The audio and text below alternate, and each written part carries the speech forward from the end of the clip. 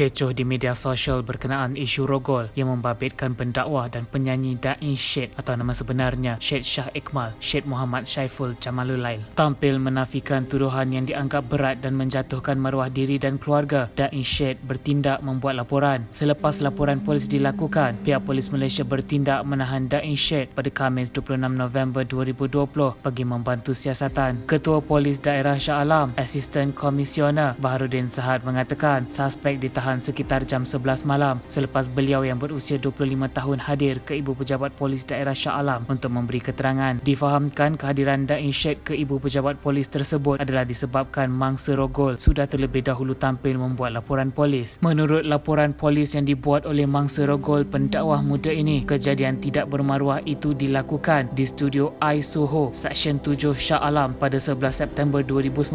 Mangsa yang berusia 23 tahun mengalami masalah kemurungan dan tidak tahu cara untuk mengubatinya. Ketika masalah kemurungan sedang melanda gadis tersebut, Da'i Syed muncul sebagai hero yang kononnya mahu membantu gadis tersebut bagi mengatasi masalah kemurungan yang melanda dengan menggunakan kaedah perubatan Islam. Sebelum kejadian gadis tersebut dirogol, Da'i Syed terlebih dahulu membawa gadis tersebut makan di sekitar Shah Alam sebelum membawa mangsa rogol ke rumah. Alasan Da'i Syed membawa gadis tersebut ke rumah beliau adalah untuk memberi penerangan bagaimana gadis tersebut keluar daripada masalah kemurungan. Mangsa telah dirogol dan difahamkan mangsa langsung tidak berdaya untuk melawan selain diberi amaran untuk merahsiakan hal itu. Selepas kejadian itu, mangsa dimasukkan ke Hospital Kajang kerana mengalami masalah tekanan perasaan serta trauma dan telah dirujuk ke rawatan psikiatri. Mangsa kemudian dimasukkan ke Hospital Sultan Haji Ahmad Shah Temerloh, Pahang selepas pulang ke rumah keluarganya di Triang, Pahang pada Oktober 2019. Di Hospital Sultan Haji Ahmad Shah, mangsa juga telah menerima rawatan di ward psikiatri dan ditahan selama 5 hari. Maklumat perkembangan mangsa, pihak hospital memberitahu bahawa mangsa mengalami tekanan perasaan yang teruk selepas menjadi mangsa rogol seorang pendakwah agama. Sehingga kini mangsa masih menerima rawatan susulan di hospital yang sama. Kes siasatan di bawah Seksyen 376 Kanun Keseksaan yang melibatkan Da'i Syed ditahan di lokap IPD Shah Alam untuk siasatan lanjut. Terdahulu hangat diperkatakan di laman Twitter apabila seorang netizen mendakwa Da'i Syed telah membawa pulang dan merogol seorang gadis. Menerusi pendedahan tersebut, netizen itu mendakwa rakan baiknya seorang yang naif telah menjadi mangsa rogol Da'i Syed dan sudah ramai gadis turut menjadi mangsa pendakwa Da'i Syed. Dalam pada itu, netizen tersebut turut berkongsi beberapa paparan screen message daripada beberapa individu lain yang mendakwa turut menjadi mangsa Da'i Syed. Lebih mengejutkan, seorang individu mendakwa bertemu dengan Da'i Syed ketika program Jom Heboh dan kemudian ada berbalas message sebelum Da'i Syed mengajak individu itu check-in hotel. Kekecohan isu ini menarik hati bapa kandung Da'i Syed untuk menjelaskan keadaan. Akui bapa pendakwah muda ini, beliau sudah lama mendengar berita buruk yang membabitkan anaknya, namun segala nasihat melalui mesej yang dihantarnya sejak 2 tahun lalu diabaikan oleh pendakwah muda ini. Bapa Da'i Syed turut menasihati agar pihak yang mendakwa telah menjadi mangsa anaknya itu tampil membuat laporan polis. Beliau juga berjanji jika benar anak beliau bersalah, beliau tidak akan sesekali menyembelahi anaknya itu. Untuk rekod, Da'i Syed merupakan peserta program Da'i musim keempat pada tahun 2016. Semoga kes ini menjadi pengajaran buat semua gadis supaya tidak mudah terpedaya. Gadis manis cantik dipandang, jauhi buaya terlepas kandang.